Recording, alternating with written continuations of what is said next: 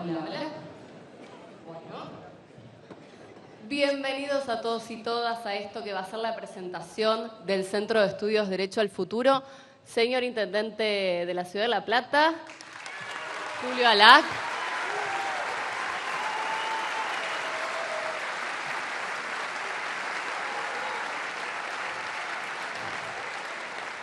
Señor Gobernador de la Provincia de Buenos Aires, Axel Kicillof.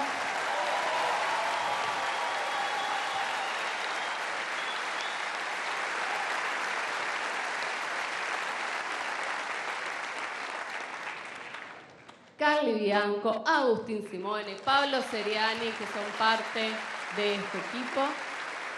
Si ustedes me permiten, Julio, Axel, vamos a empezar con un video que va a presentar al CEDAF mejor de lo que después lo voy a hacer yo. Así que si me esperan en 3, 2, 1. Argentina es un país hermoso, lleno de talento y diversidad. El futuro que queremos no exige retrocesos, ni tener que caer más bajo para después salir adelante. El camino se construye con debate, trabajo, compromiso y participación.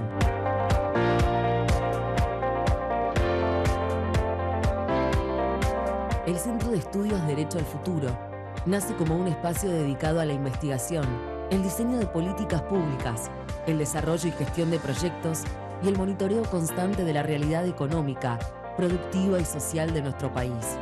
En CEDAF entendemos que la información precisa y el debate amplio son herramientas fundamentales para la acción política y social. Nuestro objetivo es claro: fortalecer los derechos de los ciudadanos y proyectar la Argentina que queremos. Transformamos la experiencia de gestión en la provincia de Buenos Aires en proyectos escalables a toda la nación. También analizamos la realidad nacional y su impacto en la vida de las personas con una mirada federal. CEDAF también es un puente. Articulamos con centros asociados para difundir investigaciones conjuntas que impulsen el desarrollo nacional, porque el conocimiento, si no se comparte, no transforma.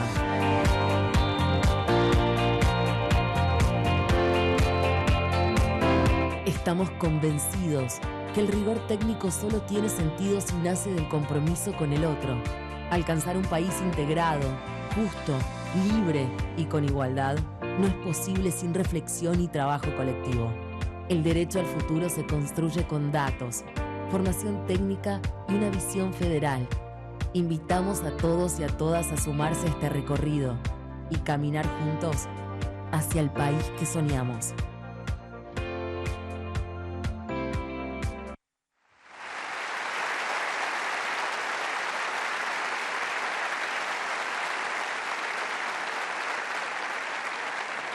Bueno, pero no podemos empezar acá en la ciudad de La Plata, que va a ser hay muchos kilómetros cero. Hay uno en Capital, está Berizo también, no sé si está Fabián como kilómetro cero del periodismo, pero hoy el kilómetro cero nuestro del CEDAF va a ser La Plata y no podemos empezar sin unas palabras de nuestro intendente Julio Alac.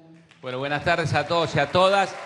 Quiero pedir un aplauso grande, para quienes hoy presentan este centro de estudios y para quien lo conduce, que es el gobernador Axel Kicillof, para Carly Bianco, para Agustín, para Mara y para Pablito Seriani. Gracias por la iniciativa. Y decirles brevemente que parece que el destino eligió el lugar adecuado, porque este teatro es un teatro de los primeros de la Argentina. Cumple este año 140 años. Es previo al Colón, es previo al teatro argentino. Es obra de Pepe Podestá. ¿Y qué hizo Pepe Podestá? ¿Qué tiene que ver con lo de hoy? Hasta entonces las obras de teatro eran originarias de Italia, de Francia y de España. No había ningún productor teatral que se anime a hacer una obra escrita por argentinos. Y Pepe Podestá tuvo la valentía de poner en escena una obra escrita por argentinos. Fue la primera obra actoral hecha por argentinos en el Teatro Municipal Coliseo Podestá. Y Pepe Podestá escenificó una obra que después recorrió todo el país. Tiene que ver con lo que estamos haciendo. Recorrió todo el país. Fue un éxito enorme. Esa obra fue una obra de un criollo, Juan Moreira.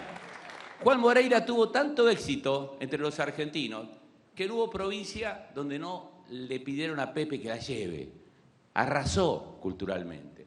Y el destino quiso que Carly, que Pablito, que Mara, también que Agustín, digan, vamos a elegir este teatro para armar un programa, un centro de estudios, que actualice las esperanzas de los argentinos, basado en los principios de la soberanía política, la independencia económica, la justicia social.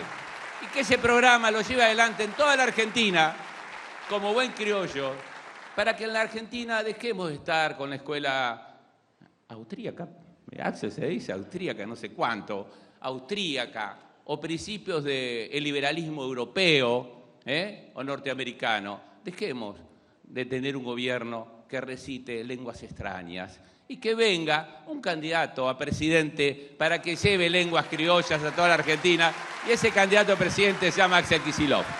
Gracias, Axel, por tu valentía. Gracias, Axel, por perseguir nuestro partido. Gracias, chicos, por este centro de estudio. Muchas gracias.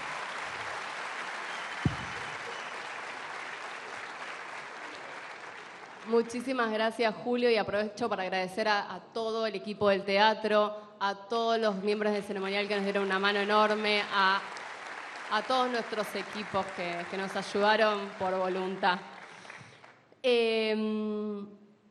Bueno, les cuento que acá sentados hay rectores, rectoras, decanos, vicedecanas de universidades, hay miembros de la comunidad científica, hay miembros de centros de estudio de las universidades, de la sociedad civil, de los sindicatos. Hemos intentado darles prioridad, les pido disculpas si alguno quedó medio apretujado. Les pido disculpas a todos los que seguramente dijeron, che, pero yo no estoy, no me invitaron. Sí, somos un montón y seguro que un montón se nos pasó, pero les quiero dejar tranquilos que esto es una construcción colectiva que empieza hoy. Esto no es más que la presentación, los bifes se van a cocinar justamente a partir de hoy. Y queremos justamente, y el propósito de este evento es invitarlos a participar, invitar a todos aquellos que están pensando soluciones para esta Argentina, mejoras para esta Argentina, o que ya las están generando en su día a día en los municipios o en otras provincias, a participar de esta acción colectiva que quiere ser el CEDAF. Estamos abiertos a todos. El MDF tiene sus comisiones de ciencia, de salud, de educación, pero queremos que esas agendas también ampliarlas y poder debatirlos con aquellos que quizás están dudando o no saben si este es el lugar. Sí, este es el lugar para debatir esas ideas. Con todos, no, tenemos algunos pruritos, tenemos algunos techos que son morales y éticos. No vamos a discutir con alguien que no se reivindique el genocidio de Estado a 50 años, este año del golpe. No vamos a discutir, no vamos a intercambiar con quienes creen que está perfecto que la figura política más importante de los últimos 50 años esté presa injustamente. No lo vamos a hacer porque tenemos unos valores éticos y políticos. Pero de ahí sí queremos dialogar con todos aquellos que tienen un horizonte similar al nuestro. ¿Dialogar sobre qué? Bueno, hoy presentamos, vamos a estar subiendo a nuestra web dentro de algunas horas, denos un poco de tiempo, un documento que hicimos sobre las 10 mentiras de Milei, las 10 mentiras económicas de Milei, que son un primer nivel de mentiras que tiene que ver con los datos, con las cosas que ellos nos dicen que están bien, y estas son las más fáciles de refutar, porque la gente en la calle se da bastante cuenta que no están tan bien. Pero ¿por qué es importante marcarlas? ¿Por qué nos pareció importante marcarlas y empezar con este diagnóstico? Bueno, porque alguien puede, un poco distraído, pensar que si perdió el trabajo y se quedó sin empleo y resulta que tenía un aguinaldo, tenía vacaciones y de repente sale a hacer alguna changa y en realidad esa changa que antes pagaba un montón ya no paga tanto, y ellos nos dicen que el empleo crece y esa persona puede llegar a pensar, como dijo el gobernador en las legislativas, ¿es un problema mío? Bueno, no es un problema mío. Mentira número 3 nuestra, el empleo, vamos a mostrar que el empleo de calidad no crece, que crece la informalidad, que crece la precarización y que encima la tasa de desempleo no afloja. No es su culpa. De nuevo, estamos luchando contra una armada de fake news y de enunciados que la gente tiende a pensar que no son ciertos, pero que algún distraído o alguna persona sensible los pueda hacer dudar. Bueno, pusimos datos también para explicar que el ajuste fiscal, el que se vanglorian, gracias, no es tal, que estamos generando deudas a futuro, que hay intereses ocultos abajo de la alfombra, estamos mostrando que la deuda crece, estamos mostrando que la inflación, después del esfuerzo que hizo este país, ni siquiera volvió al punto de partida de lo que teníamos allá por 2015 y encima hace 9 meses que no afloja. Bueno, digo, no me quiero explayar en el documento porque este documento es un primer diagnóstico. Lo que sí les quiero contar es que lo hicimos de forma colaborativa, que intercambiamos, pedimos datos, discutimos ideas, discutimos puntos de opinión y perspectivas con otros centros de estudio y que entre todos llegamos a este producto del cual en CEDAF nos hacemos cargo, cualquier error u omisión es nuestra, pero queremos y quiero pedirles un aplauso para agradecerles al Instituto Argentina Grande, a Futuros Mejores, a Cifras de CTA, al Instituto de Pensamiento de CTA Autónoma, por ahí Martín Fontel anda por allá, a la gente del Grupo La Plata, me estoy seguro olvidando de alguien. Bueno, me van a disculpar. ¿Patria Grande? No. No, Instituto Argentina Grande ya lo mencioné, sí. Después hay otro nivel de mentiras, ¿no? Que vamos a tener que en algún momento, o quizás el gobernador se explaya más en esas, que son las más en profundidad. Porque ¿cuál es la primer como gran falacia? Que estamos bien. Bueno, no estamos bien. La gente medio que se da cuenta que no estamos bien y nosotros pusimos en datos por qué no estamos bien y mostramos que los datos muestran que no estamos bien. Pero hay un segundo nivel, si quieren, de mentiras o de falsedades que tiene que ver con que, bueno, estamos mal, pero es un sacrificio para que venga algo mejor. Bueno, después tendríamos que hacer el documento de las 10 mentiras conceptuales porque realmente este es un modelo que no nos va a llevar a estar mejor. Ahora bien, yo creo que, ¿y por qué armamos el CEDAF? No solamente para hacer diagnóstico. Y un poco el documento es una excusa, pero lo que lo estamos convocando, más allá de que vamos a tener que seguir haciendo diagnóstico coyuntura, no solamente por lo que falta poner a explicitar, sino también por las nuevas cosas que nos van sucediendo, una más trágica que la otra. Pero en realidad la verdadera convocatoria es a pensar hacia adelante. Y yo creo que hay dos preguntas. Acá debe haber gente que por ahí se identifica mucho más con nuestro espacio político y gente que vino a escuchar, vino a ver que está más abocada a su temática de estudio, que está en el centro de estudiantes y que milita con gente de diferentes vertientes políticas, o que está en una universidad o en un laboratorio. Pero nosotros, que somos más del peronismo y del movimiento Derecho al Futuro,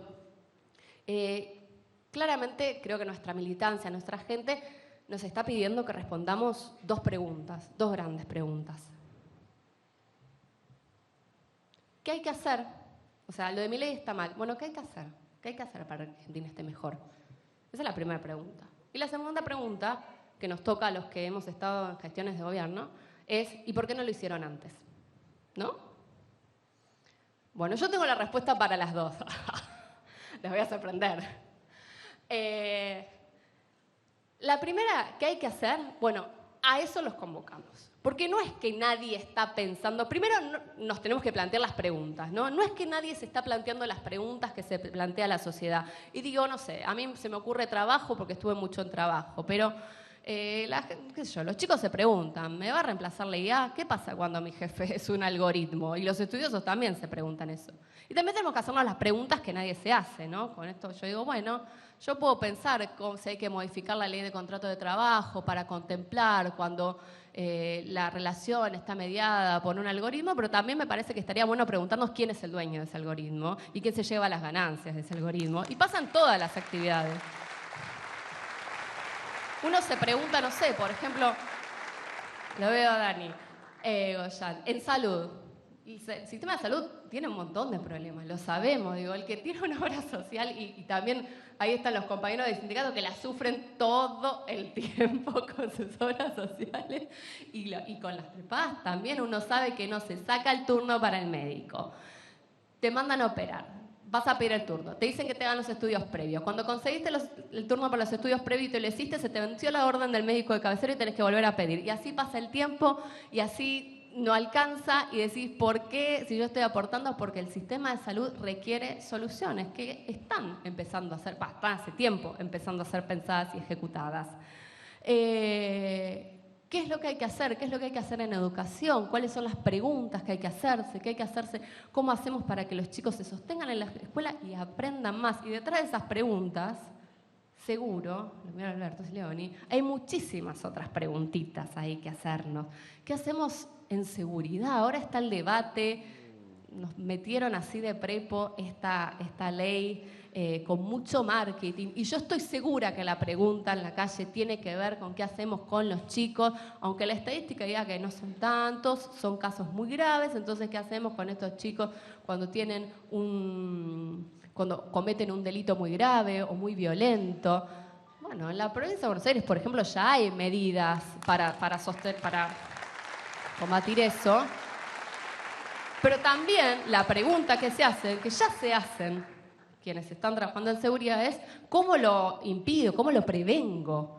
¿Y cómo busco a los que se aprovechan de eso? Que son los que hay que ir a buscar y es mucho más difícil. Entonces tenemos que empezar haciéndonos preguntas, las que se hace la ciudadanía y las que están implícitas, las que están por ahí. Dentro de poco, una de las primeras actividades que vamos a tener es presentar a una compañera que viene investigando inteligencia artificial y nos puede hablar sobre la soberanía de la inteligencia artificial. Digo, tenemos que empezar a hacernos esas preguntas. Hoy se me vuelan los apuntes, fuimos. Esas preguntas que están tácitas en nuestra ciudadanía y las que nuestros ciudadanos se hacen. Pero yo decía, ¿qué hay que hacer? Hay otro... Voy a ir a la segunda pregunta, de por qué no lo hicimos antes, y después voy a volver. ¿Por qué no lo hicimos antes? Yo creo que una primera respuesta es, hay muchas cosas que ya se están haciendo. Y por eso, acá hay muchos compañeros y compañeras que están trabajando ya en la gestión de la provincia de Buenos Aires, en los municipios, e invitamos también a compañeros y compañeras que están en municipios de otras provincias y a gobiernos provinciales, porque hay muchas políticas que se están llevando adelante y son buenas y funcionan y son escalables también a nivel federal. El CEDAF, una de las funciones que va a tener va a ser identificar eso. Y la otra respuesta, una respuesta a la pregunta ¿por qué no lo hicimos antes? Lo estamos haciendo. Y después a nivel nacional es cierto que en el último gobierno hay muchas cosas que no pudimos hacer. Si no, no estaríamos acá discutiendo cómo le ganamos o cómo cambiamos este modelo económico, pero también social de Javier Milei. Bueno, yo creo que un poco el CEDAF es una respuesta a eso. Hicimos, me acuerdo ya por el 2019, comisiones de educación, de salud, de seguridad social, yo a la de seguridad social, pero no terminaron de ser conducentes. No pudimos armar de eso ciertos acuerdos, consensos, debates amplios sobre qué es lo que había que hacer de acá en adelante. Y es muy importante hacerlo ahora.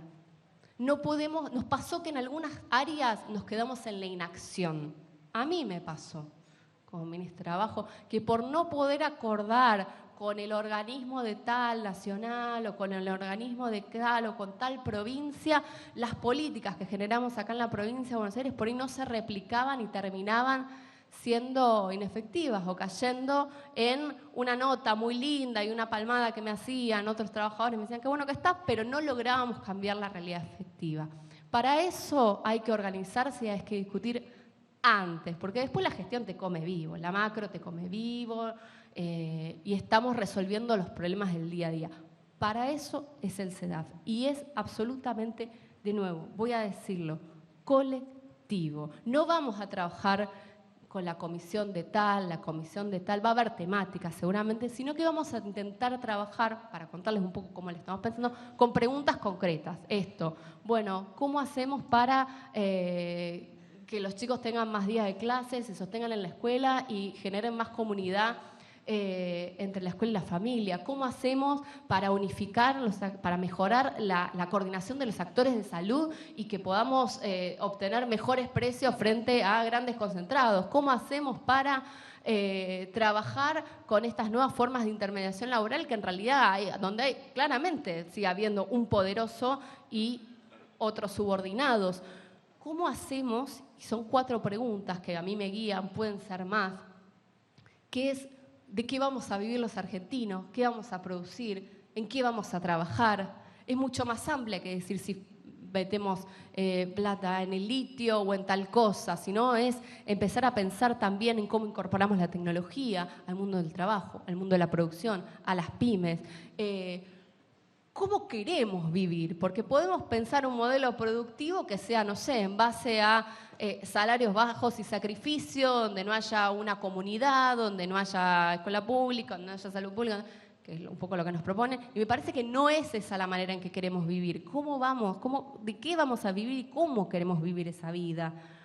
¿Dónde y en qué mundo? ¿Cómo nos vamos a insertar en el mundo? ¿Vamos a recuperar nuestra soberanía o vamos a seguir entregando nuestros recursos naturales, nuestros bienes, nuestras ideas y nuestras empresas? ¿Y cómo ponemos al Estado al servicio de ese programa y repensamos aquello que haya que repensar y potenciamos aquello que haya que potenciar y recuperamos aquello que están destruyendo y que está hipotecando el futuro de la Argentina? Toda acción tiene que ser precedida por una idea, y esto pretende ser una usina de ideas, no propias, no de 3 o 4 funcionarios sentados en un escritorio, sino con la colaboración de todos aquellos y aquellas que están pensando soluciones y problemas para la Argentina.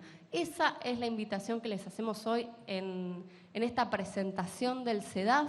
Esperamos poder encontrar de esto debates duros, que hasta si es necesario nos agarremos, no sé si de los pelos, pero sí a viva voz, pero que después al final de este camino tengamos en claro cuáles son los problemas y cuáles son las posibles soluciones que le proponemos al pueblo argentino, basadas en la experiencia que ya tenemos, en lo que ya se está haciendo y en todo aquello que ya se está pensando, preguntando, investigando en cada una de las áreas de los que están aquí, los que se están viendo y los que se quieren sumar. Esto está abierto, como dije antes, para todas y todas, y esperamos con esto, Axel, poder entregarte más ideas de las que ya se están generando, poder pensar cómo escalar lo que ya se está produciendo en la provincia de Buenos Aires a nivel nacional y ayudarte, ojalá, si te toca a vos, que vamos, acá en lo personal vamos a trabajar para eso, para ser nuestro próximo presidente, las mejores ideas posibles, sin ambiciones, con trabajo militante y honesto, sin ambiciones personales, porque el país nos necesita a todos y todas. Y abajo de los que nos lideran tenemos que estar los que laburamos para que esto suceda, porque encima tenemos acá, por lo menos a mí me toca tenerlo de jefe y me ha tocado tenerlo de jefe como ministro también, alguien que siempre labura más que uno. Así que el desafío para todos los que quieran sumar va a ser duro, pero estoy segura de que si nos juntamos, discutimos, debatimos, nos matamos, pero ponemos las ideas por encima de los nombres y de las personas, vamos a llegar a propuestas que lo ayuden a Axel, y si no, a quien le toque, a ser la Argentina que queremos, el país hermoso que tenemos y que nos merecemos, que es el de la solidaridad, el amor y la justicia.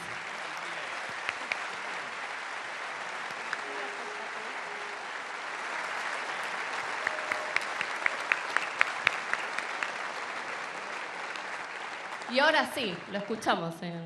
Bueno, muchísimas gracias. Buenas tardes a todos, a todas. Les quiero agradecer la presencia. Yamara mencionaba un poco por algunos de los que han venido. Me decía Carly recién que de nuevo, incluso para una presentación de algo que parece tan árido y a veces abstracto como un centro de estudios o una red de centros de estudios, de nuevo se nos desbordó la convocatoria, así que le pido disculpas. Hay 1.500 personas hoy, las invitaciones tratamos de que fueran limitadas,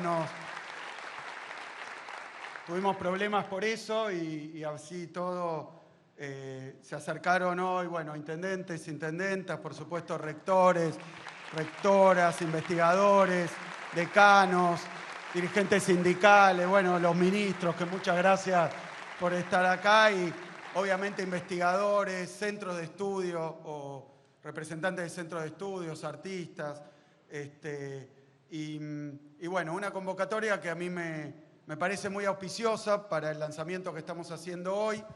Lo decía Mara, recapitulo, esto es una presentación del CEDAF, que ya más o menos aclaró qué era y un poco lo que no era, y también es una presentación de un documento, que es un documento de elaboración del CEDAF, pero en conjunto con muchos otros centros que se están, llamémoslo, sumando y asociando. Es un documento titulado 10 mentiras y una soncera sobre la economía, ¿no? ¿Quedó así? Sí. 10 mentiras y una soncera sobre la economía de Milei.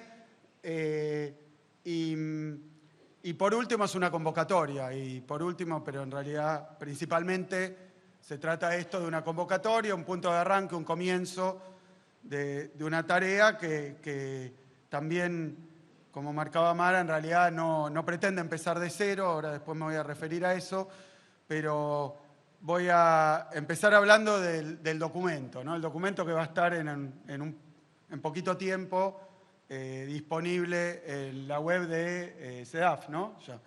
O sea que va a estar disponible. Este documento es un documento que básicamente viene a desmitificar o a rebatir o a discutir una serie de afirmaciones, una serie de premisas, de axiomas, que a 2 años del gobierno de Milei, la verdad es que estamos atestiguando un intento de instalarlas como verdades absolutas, ¿no? Que, para sintetizar, las 10 verdades las 10 mentiras remiten a lo que el gobierno presenta como el éxito del modelo económico actual. Un presunto éxito que se basa en que teóricamente, según el gobierno, según quienes lo impulsan, según algunos que son también críticos a veces, pero que en esto parecen estar bastante de acuerdo, que esto está funcionando bien, que esto anda bien, que era el camino adecuado, que no quedaba otra. Es decir, que hay un conjunto, una serie de comunicadores, de consultores, de periodistas, de funcionarios, de ideólogos nacionales y extranjeros que nos están tratando de convencer como sociedad de que esto que pasa hoy en la Argentina está funcionando bien y sobre todo va en la dirección que corresponde. Por no decir en la única dirección posible, que viene a corregir errores, problemas, dificultades, y que se están aplicando una serie de recetas que inexorablemente había que aplicar para corregir desviaciones o dificultades que tenía la economía argentina. Este documento surge de una inquietud que creo que es bastante generalizada, por no decir una suerte de desesperación, a veces de incomodidad, ¿por qué no de rebeldía o de bronca?, cuando uno escucha que de manera reiterada se repiten algunas de estas ideas, algunos de estos presuntos hechos que estarían marcando que al gobierno le va bien, que a la economía le va bien, que a la Argentina le va bien y que va por el camino correcto. Yo lo dije cuando empezábamos el otro día en la apertura de sesiones a explicar un poco cuál es el marco y el contexto en el que se desenvuelve nuestra etapa de gobierno, esta etapa de gobierno.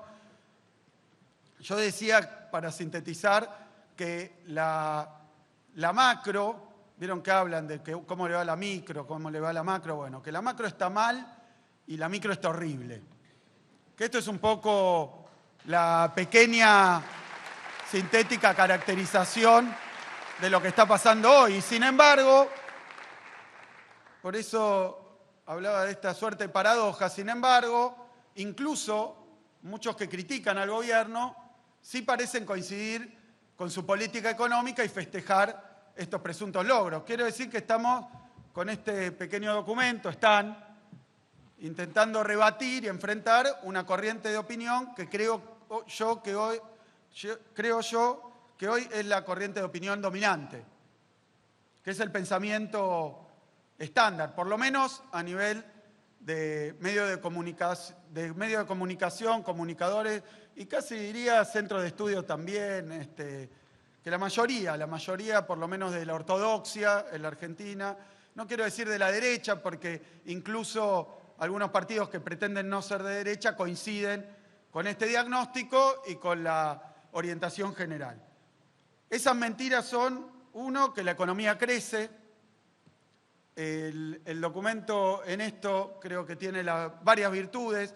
Una es que si bien es extenso, porque son 10 puntos que se van a tocar, 11 puntos, si bien es extenso, es muy preciso, yo diría casi quirúrgico, en los datos, la información, toda, ¿no?, de fuentes oficiales o prácticamente toda de fuentes oficiales, que con unos pocos elementos desmiente, pone en juicio y a veces directamente derrumba varias de estas mentiras. Algunas son más sencillas de rebatir, otras son más complejas. Yo digo, una es que la economía crece, el documento muestra que no, que estamos en una situación de pequeña recuperación cuando se considera el producto en su conjunto, pero básicamente en el marco de un estancamiento desde que llegó Milei, que en todo caso lo que empezó a ocurrir, a diferencia de esa V corta, de ese crecimiento explosivo del que hablaba con metáforas estrafalarias Milei, eso no se produjo y sin embargo cuando uno mira los números agregados lo que ve es que ha habido una recuperación, pero lo segundo que muestra es que si bien estamos en una situación prácticamente de estancamiento, lo que se ha visto es una enorme heterogeneidad en la actividad económica en los diferentes sectores. Una enorme heterogeneidad. Más concretamente, hay sectores que se están destruyendo en la Argentina de Milei, que vienen a ser compensados, algunos por efectos estadísticos, algunos por el comparativo con la enorme sequía que precedió a la etapa de Milei y algunas cuestiones más, pero lo que se puede observar es que básicamente el tejido productivo, el tejido industrial, el tejido que tiene que ver con los empleos de mayor calidad, con los empleos de mayor salario, con la estructura productiva de la Argentina, la más avanzada y la mejor integrada históricamente, bueno, todo eso se está haciendo básicamente pomada en la Argentina de Milei.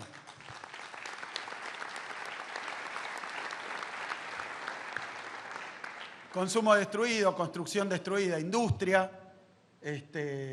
la verdad que en una situación calamitosa, y que los sectores que compensan, de alguna manera, esta caída generalizada, casi generalizada, son unos poquitos que tienen la particularidad de no tener encadenamientos productivos en la Argentina, tenerlos incluso reducidos por la propia política de Milei, y además que no generan empleo y que representan muy poco del empleo en la Argentina. Así que la economía, dice la primera mentira, está creciendo. Bueno, eso no es verdad, es mentira. La economía no está creciendo, por lo menos si lo hace de una manera sesgada y perjudicial para nuestro tejido productivo y para la integración social de la Argentina. Segunda mentira, que hay inversión, que está llegando mucha inversión de la mano del RIGI, que hay un montón de proyectos. Bueno, muestra, para ser breve y no spoilear más, Mara, para ser breve, muestra que no, que hay una caída enorme, incluso en la utilización de la capacidad instalada de la maquinaria existente. Difícil sería que haya un proceso de inversión cuando las máquinas que existen están prácticamente la mitad de ellas en desuso, que son números los peores de la serie histórica prácticamente, y al mismo tiempo que estamos viviendo una situación absolutamente excepcional, que es que la inversión extranjera directa, teóricamente el componente más dinámico, el más buscado, el que justificaría la obsecuencia, la entrega, la subordinación a los intereses particularmente norteamericanos, bueno, la inversión extranjera directa muestra por primera vez en un periodo larguísimo, números y un desempeño negativo. Así que lo que refiere a la inversión, en materia de inversión, el modelo de Milei no es un fracaso, es una calamidad. Es una calamidad. Luego, que el empleo crece. Otra gran mentira. Por eso, no crece la economía, no crece la inversión, sino que cae, y estamos en un proceso de destrucción de capital y desinversión masiva.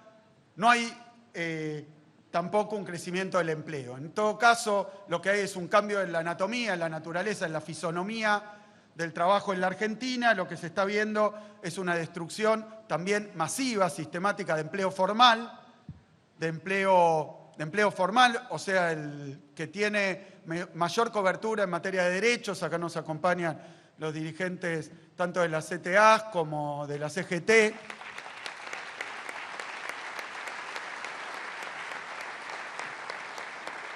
Y hay un avance muy grande de la informalidad, es decir, un deterioro no solo en el volumen, sino particular y especialmente en la calidad del empleo. Esto está ocurriendo. La cuarta es que, lo ha dicho Milei, ha circulado estos últimos días un videíto donde dice saqué a 12 millones de la pobreza, 13 millones, 14 millones, va sacando 1 millón más de la pobreza entre cada entrevista que le hacen aparentemente, pero más allá de esa enorme mentira general, digamos, también lo que se puede observar, y esto creo que es un hallazgo importantísimo, que fue publicado hace algún tiempito como un adelanto por el CEDAF, también con investigadores, algunos de la provincia de Buenos Aires, que es que hay una discrepancia muy grande entre la medida de los ingresos que se utilizan para computar la pobreza, la medida de los ingresos que proviene de la EPH, de la Encuesta Permanente de Hogares, donde la evolución de los ingresos es una, y otro, los ingresos de los mismos sectores, los sectores formales, los sectores informales, los jubilados, los diferentes sectores, cuando se utilizan también otras estadísticas oficiales. Es decir, no hay una contradicción, y esto quiero dejarlo en claro, sino una mera, lisa y llana falsificación de la información, y los números muestran que aún medido con un índice de precio adulterado, como el que hemos visto, lo que se puede ver si se miden los ingresos por otras fuentes, que son fuentes objetivas y oficiales, cuando se miden los ingresos de otra manera, en lugar de observar una caída de la pobreza, lo que se ve lógicamente, porque si no tendríamos que estar todos bastante perturbados en nuestra capacidad de observación, lo que se observa en las ciudades, lo que se observa en las localidades, lo que se observa en el interior, es por el contrario, que la guita no alcanza, que la gente está cada vez peor, que se endeuda. Sería muy raro, y que cada vez más vive en la calle y se queda sin laburo, sin domicilio y sin nada. Entonces, esa contradicción se resuelve cuando se hacen las cuentas bien, y lo que se observa, según ese estudio, es un crecimiento de la pobreza. Un crecimiento de la pobreza durante la etapa de Milei. Luego, los datos sobre el presunto principal logro. Esto, de nuevo, está el trabajo a disposición en un ratito. La inflación, que la inflación está bajo control. De esto podríamos hablar un rato largo. Yo la verdad que lo único que digo es que venimos de pronóstico fallido tras pronóstico fallido. No voy a ser profundo en esto ni extenso. Pero sí quiero decir que Milei se llenó la boca diciendo que la inflación era un fenómeno solamente, únicamente, siempre, en todo lugar, dice la frasecita hecha, un fenómeno monetario, con lo cual, con solo reducir la emisión, que el gobierno sostiene que lo hizo de manera taxativa desde el primer día, con llevar la emisión a cero, lo que se tenía que observar era una caída a cero de la inflación. Por eso se la pasa insistiendo sobre eso. Obviamente, si esta era la teoría económica que sustenta el programa, lo que observamos es algo muy distinto. Estos últimos 8 meses ya de una evolución, un crecimiento franco mes por mes, un incumplimiento de todos los pronósticos, pero sobre todo, cuando empezó a ocurrir esto, lo que escuchamos es que había una demora, un retraso, un lag, decimos los economistas, entre el momento en el que cesa la dinámica de crecimiento de la base monetaria o cualquiera de los agregados monetarios, o sea, desde que se deja de emitir hasta que los precios dejan de subir, nos dijo Milei que en realidad había una letra chica, no era inmediato, tenía que pasar un tiempo. Al principio eran 6 meses, después dijo que eran 12 meses, después dijo que eran 18 meses, después dijo que eran 24 meses, y lo último que dijo en un programa de televisión, donde ya creo que acaba de explotar el chantómetro, dijo que en realidad hay un paper, un trabajo, un documento, un trabajo de un alumno de no sé quién, donde dice que son 26 meses. Según Milei, el mes 0 o el mes 1 paró la emisión. Le quiero dar la mala noticia de que se acaban de cumplir incluso los 26 meses del rincón del vago que Milei utiliza para justificar esta demora. Pero quitando el problema teórico, también recordaba, porque me lo recordaba ayer alguien que me vino con el papelito incluso, de la inflación que hubo el último año del gobierno de Cristina, en el 2015, cuando yo era ministro de Economía. Y me trajo el papelito que era del INDEC de Macri, porque Macri luego publica una estadística para contar cuál había sido la inflación anual durante el periodo anterior, o sea, hasta noviembre, que noviembre ya fue un mes complejo porque ya venían las elecciones con mucha turbulencia, entonces ya no sé si contarlo o no, pero tomando hasta noviembre del 2015 un papel oficial del INDEC de Macri, tomando datos de estadísticas provinciales, donde dice que en ese último año la inflación fue de 23,8, si no me equivoco. El último año del gobierno, de los 12 años de Néstor y Cristina. Y yo quiero decir que podemos dar infinitas discusiones sobre esto, no sobre la calidad de la estadística, porque tomaron la más desfavorable posible para medirlo de esta manera. Lo que sí quiero decir es que nos tratan de convencer de que la única forma de reducir una dinámica inflacionaria de los precios es destruir el empleo, destruir la producción, destruir el bolsillo y destruirle la vida a la gente. Y creo que abriendo las importaciones, sosteniendo la timba financiera, de esto ya hemos hablado largo tiempo, pero evidentemente han hecho todo eso y el fruto, el resultado, el producto de ese sacrificio, un sacrificio que yo digo inútil, de ese sacrificio inútil, porque es lo mismo que ha dicho siempre la derecha argentina en diferentes episodios, el producto de ese sacrificio inútil siquiera se observa en la dinámica de precios.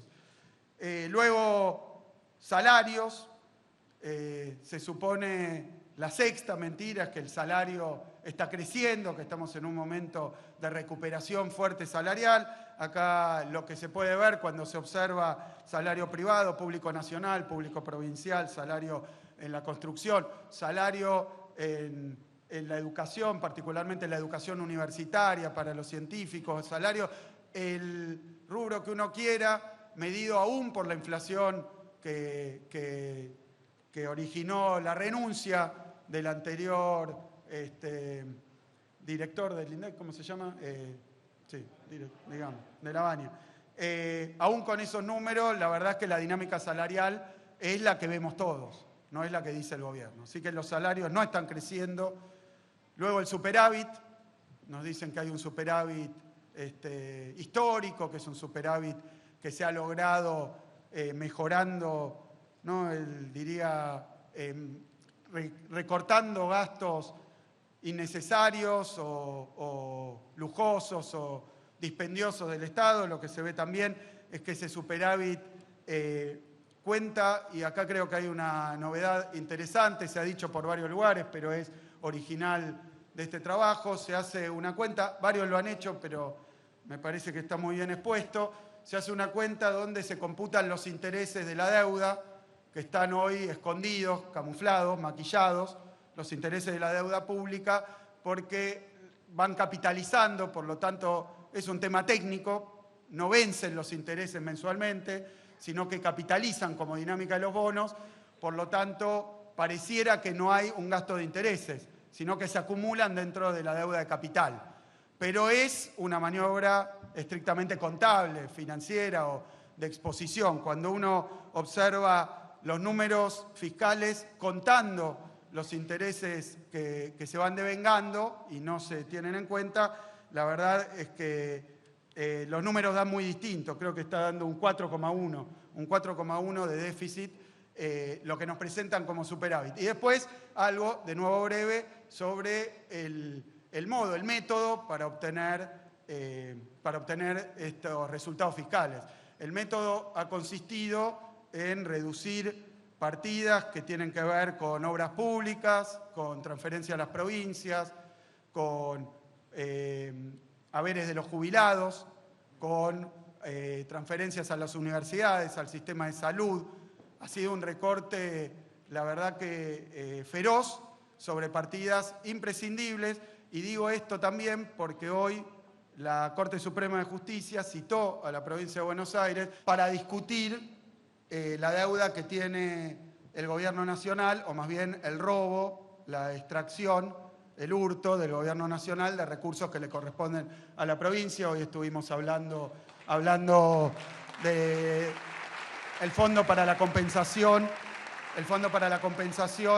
de la caja de jubilados de la provincia, o sea que un fondo previsional que lógicamente y además legítimamente y además legalmente el gobierno nacional le tiene que girar a esta provincia y otras 12 que tienen las cajas no transferidas y que la verdad que no lo viene haciendo, pero son recursos que no son ni de este gobernador ni del gobierno, son del pueblo de la provincia de Buenos Aires, así que es importante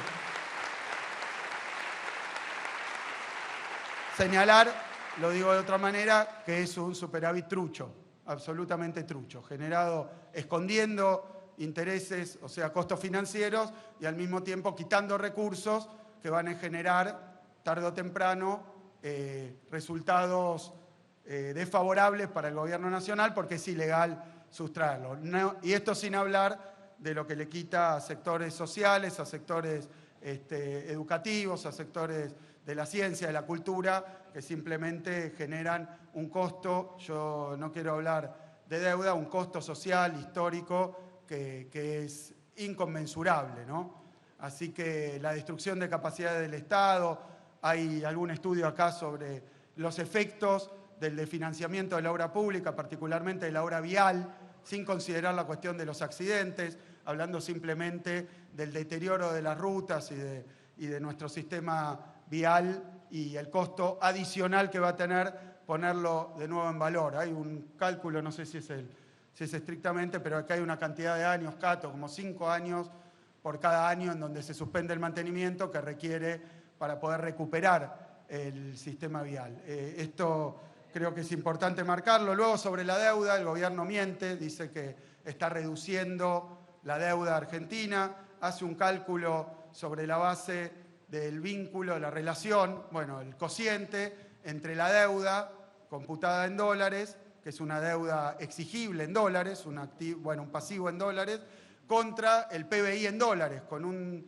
PBI que se encuentra valorizado a un dólar, que es el dólar atrasado que sostiene artificialmente el gobierno. Entonces, la verdad que los cálculos de deuda contra PBI, ustedes recordarán, muchos de ustedes lo recuerdan bien, que antes de la crisis de 2001, no estoy evocando no estoy infiriendo de acá que eso sea una predicción, simplemente digo, antes de la crisis de 2001, durante la década de los 90, con el 1 a 1, la relación deuda-PBI, deuda en dólares versus PBI en dólares, era muy favorable para la Argentina. Cuando estalló el esquema artificial cambiario que tenía Cavallo y que era la convertibilidad, y hubo una devaluación, entonces la deuda en relación al PBI exhibió su verdadera naturaleza, que es que era absolutamente impagable. Entonces hoy estamos en un episodio de endeudamiento. Aquí se muestra, bueno, la deuda externa, los diferentes componentes de la deuda, son elementos que me parece que no han sido suficientemente puestos de manifiesto cuando livianamente y mentirosamente el gobierno dice estamos bajando la deuda. Hay alguno que tal vez lo oye al pasar o que no es especialista o que no tiene los elementos, puede creer que esto es así. bajaron los impuestos. Bueno, acá hay otra discusión sobre la cuestión impositiva, hay una cápita especial, nos acompañan hoy intendentes también de la provincia de Buenos Aires, pero nos escuchan intendentes de todo el país. Entonces, quiero decir que hay un pequeño estudio sobre la llamada presión tributaria distribuida por jurisdicción, ¿no? ¿Cuánto representa de la llamada presión tributaria, o sea, el total de tributos sobre el Producto Bruto? ¿Qué parte corresponde a tributos e impuestos nacionales? ¿Qué parte de esos impuestos nacionales son coparticipables, o sea, de alguna manera retornan a las provincias? ¿Qué parte no son coparticipables? ¿Qué parte son impuestos provinciales? ¿Y qué parte de esto son impuestos municipales?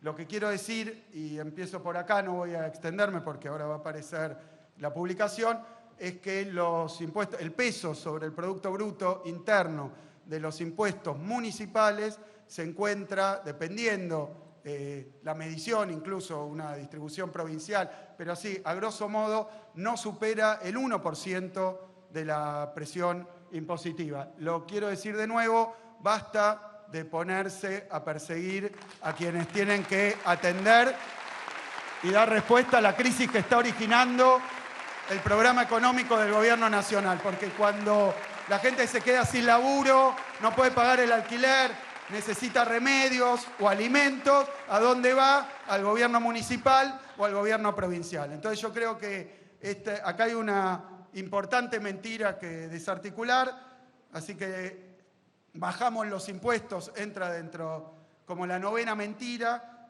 y la décima tiene que ver con que el ajuste lo pagó la casta. El ajuste, la verdad, es que lo han pagado los jubilados, los trabajadores, los científicos, los docentes, los médicos, las médicas, los enfermeros, lo ha pagado el pueblo, y la casta viaja en avión presidencial, muy campante, muy tranquila.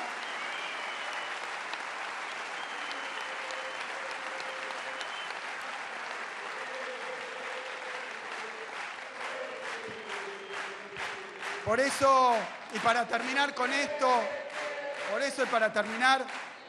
la última es una soncera que me parece que es importante para abrir paso a varias discusiones que vienen después. La soncera es algo que contiene sintéticamente, una expresión que contiene sintéticamente otro elemento central del análisis, que sería algo así como que esta vez va a salir bien. Y eso remite a un punto central, porque ahora voy presentado así, si me permiten sintéticamente el documento. Lo que quiero decir es que si bien acá hay un ataque a los cimientos de la construcción de esta gran mentira de que esto es exitoso, viene bien, que ya está, que está dando frutos, que da resultados, que hay que aguantar porque está funcionando, porque, como decía acá una de estas mentiras, son éxitos, son números positivos, sacan gente de la pobreza, la economía crece, se genera empleo. Bueno, todo esto desarticulado, queda otra cuestión que me parece muy importante, tal vez para no un documento, sino varios documentos, muchos de ellos ya están escritos en realidad, que tienen que ver con las causas de que el desempeño económico de la Argentina, por la negativa, ¿no? Por la negativa, ya desenmascarando todas estas mentiras, sea el que estamos viendo.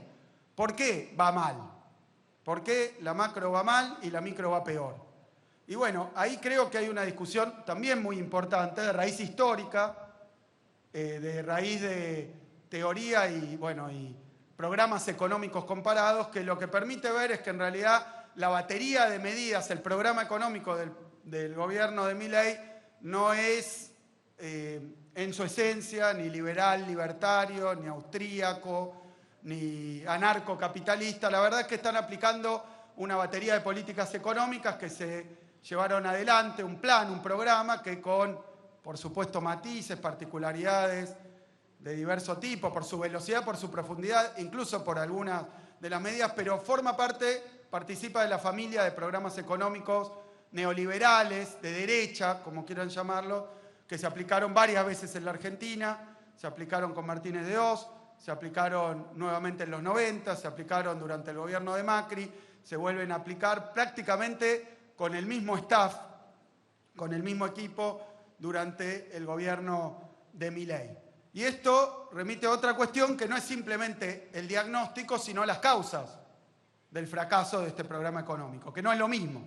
Tenemos que discutir si crea o no empleo, si genera o no buenos salarios, si genera inversión o no, y luego preguntarnos por qué pasa todo eso.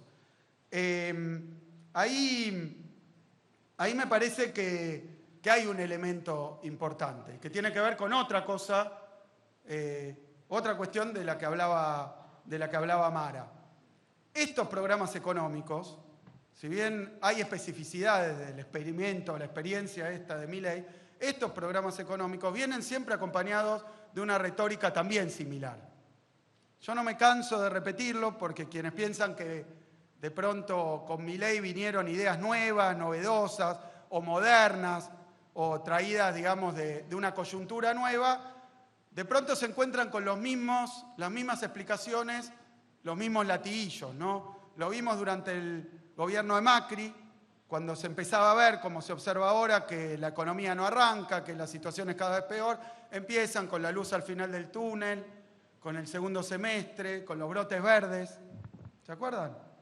Hay un diccionario prácticamente de estos, bueno, que tienen en la historia económica argentina muchísimas frases que se han convertido tristemente en frases célebres, ¿no? Pero se vuelven a repetir, que empieza, acá fue, ¿no?, los brotes verdes, lo peor ya pasó, esta la oímos varias veces durante el gobierno de Macri, la repitió textual esta Milei, pero después la B corta, esa fue una innovación alfabética, ¿no?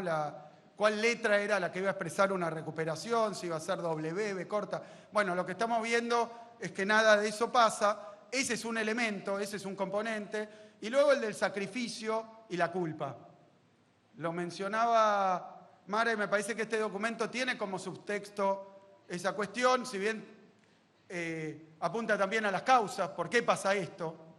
¿De dónde viene que el empleo no mejore, que se cierren 22.000 empresas en un lapso tan breve, que sectores enteros, turismo, por decir, comercio, pero por supuesto metalmecánica, automotriz, neumáticos, que todo está en crisis? Bueno, está la cuestión de la asignación no solo de la causa económica, sino de la responsabilidad.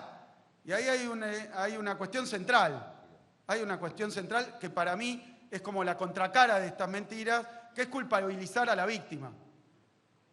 Responsabilizar y culpabilizar al empresario porque le va mal, al laburante porque perdió el laburo, a la pyme porque es muy chiquita y no invirtió, al del turismo porque no es eficiente. Por eso esa frase que más o menos me parece que lo expresó sintéticamente, que se la dijimos el otro día y la venimos a repetir hoy a todos los que nos escuchan, pero más en general a los empresarios, a los científicos, a los artistas, a los laburantes, la frase es: no sos vos, es Milei. La culpa, la responsabilidad, el origen de lo que está pasando es deliberado, es un programa económico que tiene ganadores, perdedores, y me parece que ahí hay mucho más para discutir. Pero creo yo, y por eso este fue un primer documento, es un punto de partida central, que es basado en datos oficiales, indiscutibles, demoler, tirar abajo cada uno de estos elementos que conforman el discurso del éxito, prácticamente de ese festejo, de esa manía, ¿no?, que parece vivir el gobierno, que recorre el mundo diciendo nos está yendo bárbaro, nos está yendo muy bien, y hay unos que no la ven, no la entienden, etc. Bueno, yo digo que el que lea este documento, que puede ser también alguien del gobierno, la puede ver muy bien. Y es que este programa económico es un desastre. Es un desastre. Luego, un asterisco, ¿no? Esto de la mentira, ¿no? La mentira como método, la mentira sistemática. Bueno, estamos viendo, y no puedo dejar de decirlo, porque no salgo de mi asombro, no lo puedo creer, lo lo de la criptoestafa, lo de Libra. No lo puedo creer. Como fue con lo de Andis, si me permiten. Es algo recurrente, creo que a todos nos salta a la vista que si atrás de estos escándalos hubiera cualquiera que viniera del campo popular, particularmente del peronismo, hoy estaría directamente preso.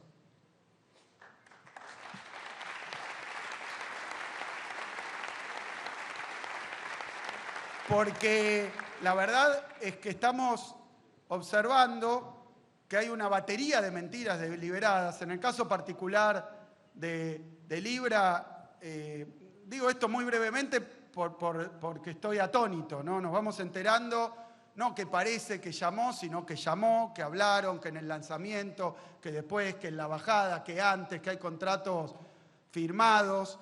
Es decir, no es una cosa que hay que construir, aparecen los audios, aparecen los mensajes, aparecen los registros. La verdad que estamos viendo a cielo abierto una trama de una estafa, de una inmensa estafa. Entonces la mentira y la estafa aparecen como discurso económico, pero aparecen en varios planos más del gobierno. Esa mentira, que es la mentira y la estafa con la que también persiguen a Cristina. Hoy han ido a armar, a montar otro show judicial para distraer, sin duda para distraer de estas cosas que están pasando, que son evidentes, que están a cielo abierto. Entonces no puedo dejar de decirlo porque la palabra mentira en este marco alude al comportamiento general de este gobierno y del presidente de la Nación, de Milei. Luego, entonces, el sentido de culpabilidad, ¿no? La cuestión de la culpabilidad. Yo creo que es un elemento muy importante para generar uno de los principales enemigos que tenemos en esta etapa, en esta época, en este momento. No es la primera vez que ha pasado. Algunos hablan de la pasividad, otros hablan de la desmovilización, del interés, del egoísmo. El objetivo deliberado es generar desánimo. El objetivo deliberado es buscar la resignación. Esto de que esto había que hacerlo de todas las maneras posibles. Incluso quien critica al gobierno no le gusta. Algunos, ¿no?, que critican al gobierno, no me gusta la forma del presidente, insulta mucho, pero esto había que hacerlo. Entonces nos quieren convencer de que hay un destino inexorable. Yo digo de que hay una sola vía, que hay un solo camino. Me parece que ahí hay un esfuerzo adicional y muy grande que hay que desbaratar. Que tiene muchos elementos, pero uno es el plano económico discursivo. Bueno, el ajuste, la motosierra, la destrucción del Estado, la destrucción de la industria, ¿no? La destrucción del salario, la quita de derechos, la entrega de nuestra soberanía. Bueno, todo eso no se puede discutir. En todo caso, no te puede gustar quién la lleva adelante. Y ahí hay un marco, hay un intento de un consenso, de generar un sentido común sobre la inevitabilidad de lo que está pasando. Y a mí me parece que ahí hay una tarea enorme, una lucha enorme. Ahí hay una lucha enorme, porque es uno de los tantos componentes que tienen que ver ya con una derrota moral y con una desmovilización, ¿no? Porque si esto había que hacerlo sí o sí, y después se puede discrepar en los detalles o en los formatos, pero el contenido y los objetivos son aparentemente compartidos por todos, bueno, creo que ahí tenemos un problema. Problema que se vivió, por ejemplo, si me permiten algo que no sé si es del todo de buen gusto, pero quiero decir, cuando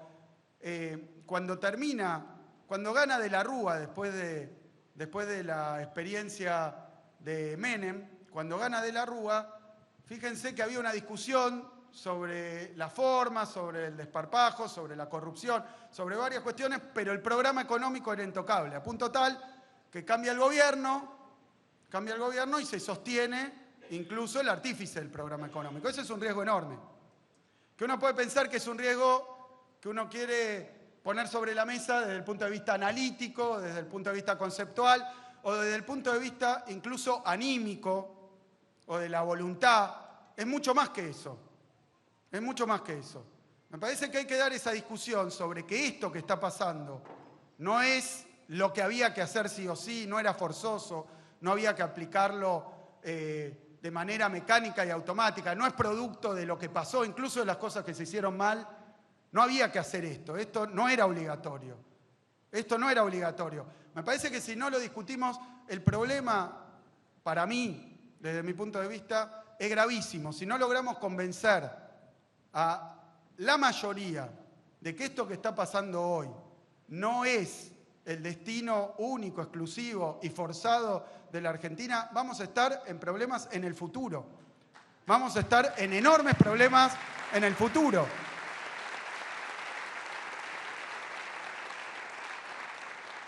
Y ahí creo que, última cuestión, que también es objeto de un tema para discutir, para debatir, para elaborar, para pensar, para incluso salir a difundir, es a dónde nos lleva esto. ¿A dónde nos lleva esto? Porque uno simplemente puede decir, acá se aplicó un manual de la ortodoxia, del consenso de Washington. Uno puede decir, bueno, ajuste fiscal, atraso cambiario, intervención cambiaria, tasa de interés elevada para generar especulación, apertura importadora para regular los precios, represión salarial para bajar el consumo y la demanda y también afectar la dinámica de la inflación. Bueno, uno puede describir el paquete económico, que es un paquete económico que, como decía recién, se aplicó varias veces, siempre con estos mismos resultados en la Argentina. Ahora, el problema es hacia dónde conduce.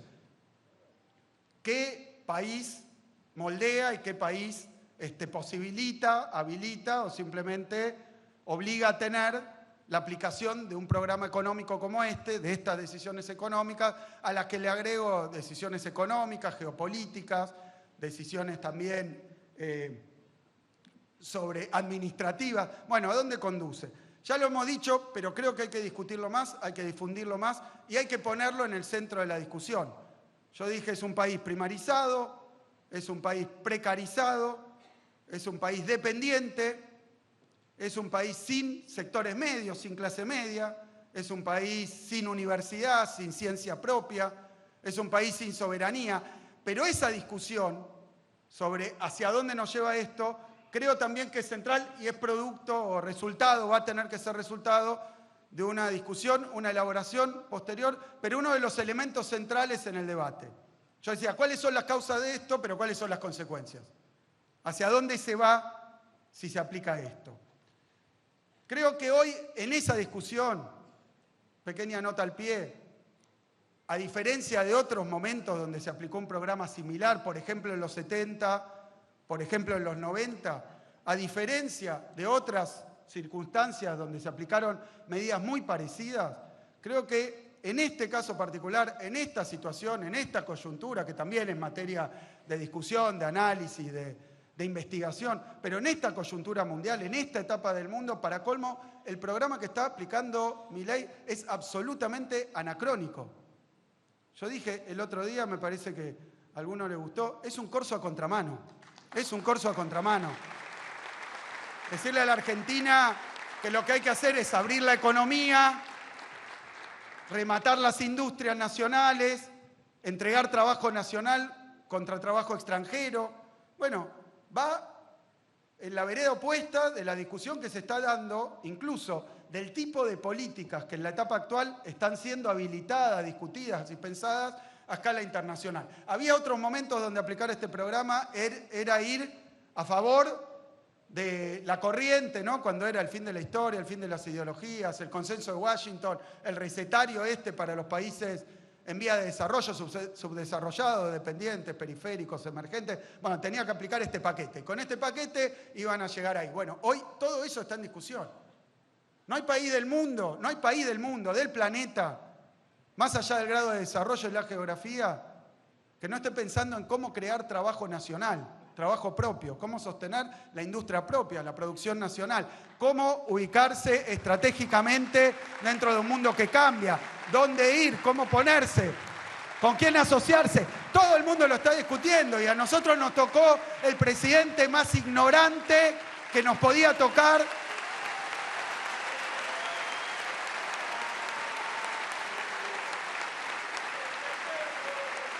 y más sometido.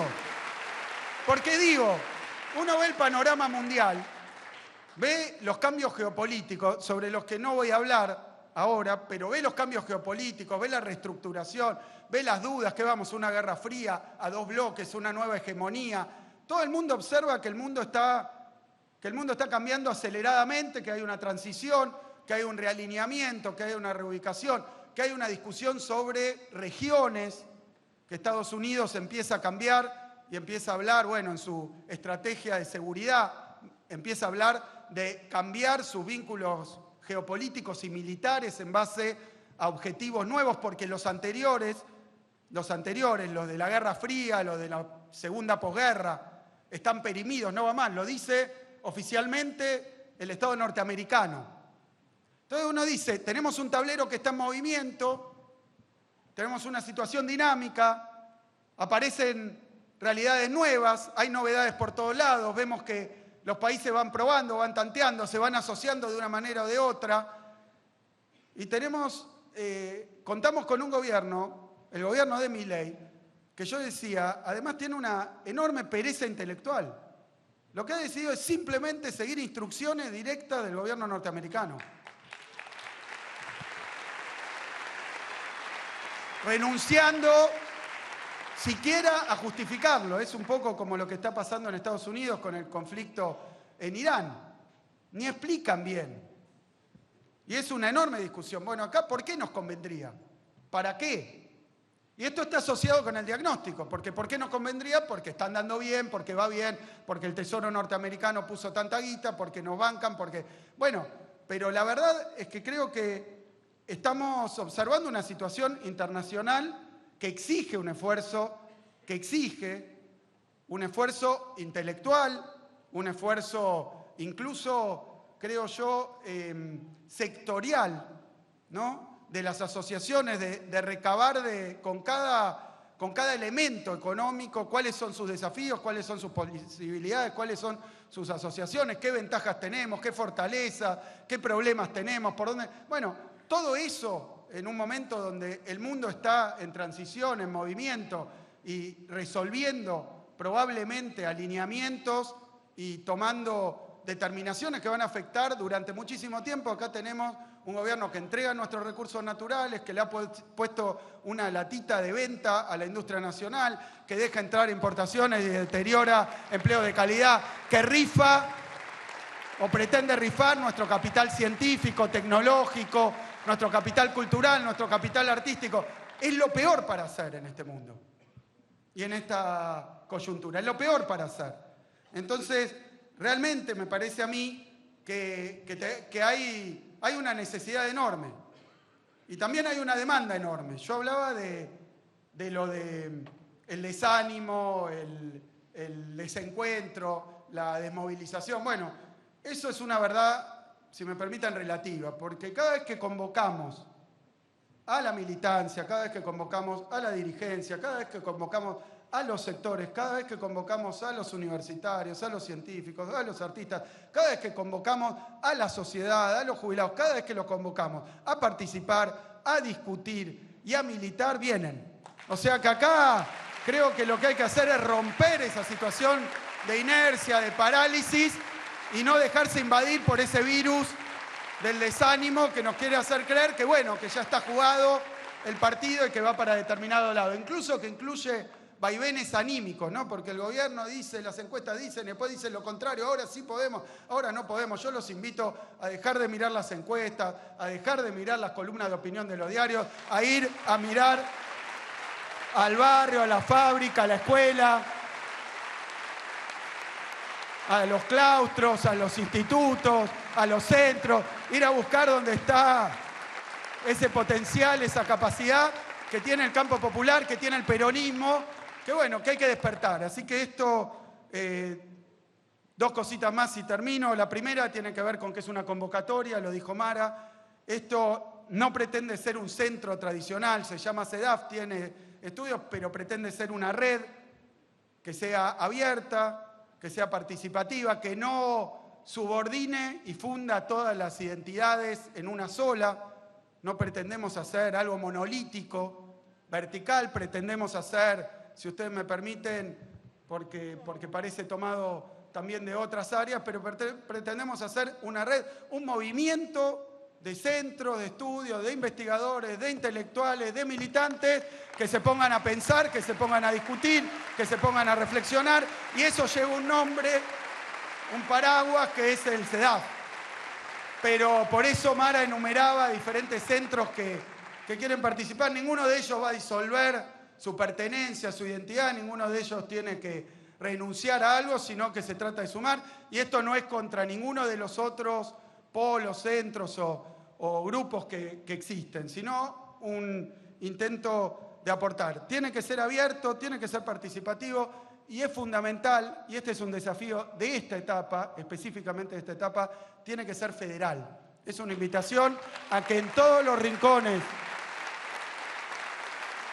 de nuestro país se despierten las células dormidas, se conecten y empecemos a imaginar, a pensar y a debatir en esta agenda. Yo entiendo que hay una necesidad, por eso también la convocatoria. Julio, el otro día, acá mismo, lanzábamos un curso de formación política y hubo, bueno, miles y miles de inscriptos. Ahora lo vamos a hacer desde el PJ de la provincia de Buenos Aires, ¿no, Julio?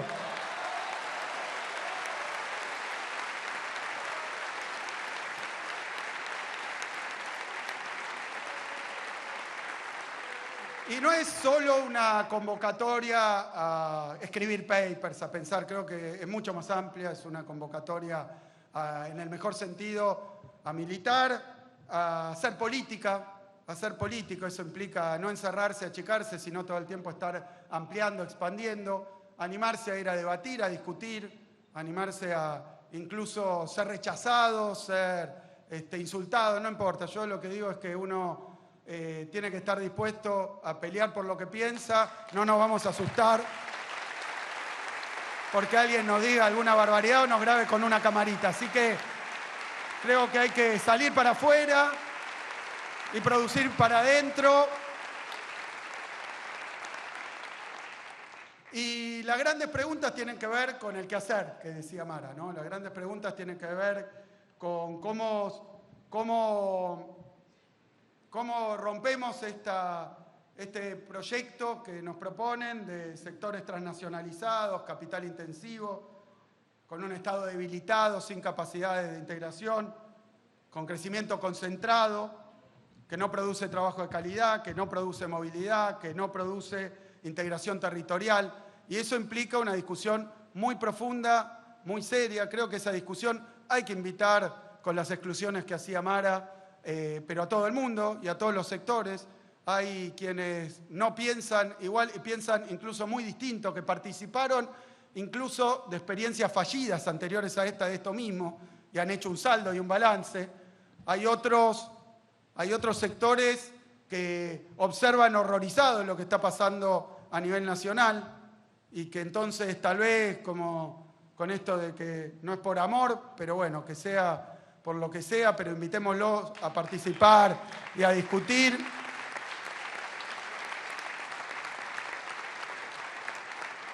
Así que yo creo que hay un elemento de rechazo muy fuerte, un elemento crítico muy fuerte. Se pueden decir muchas de estas cosas por la negativa, contrastando con lo que está pasando en la actualidad, discutiendo los elementos de la actualidad, pero lo que hace falta es pensar por la positiva, ¿no? Yo creo que lo que se nos pide, lo que se espera, no de cada uno de nosotros individualmente, sino colectivamente, es que podamos pensar un proyecto para el desarrollo productivo, para un desarrollo inclusivo, para un desarrollo federal, para un desarrollo soberano y para un desarrollo con justicia social para la Argentina. Ese proyecto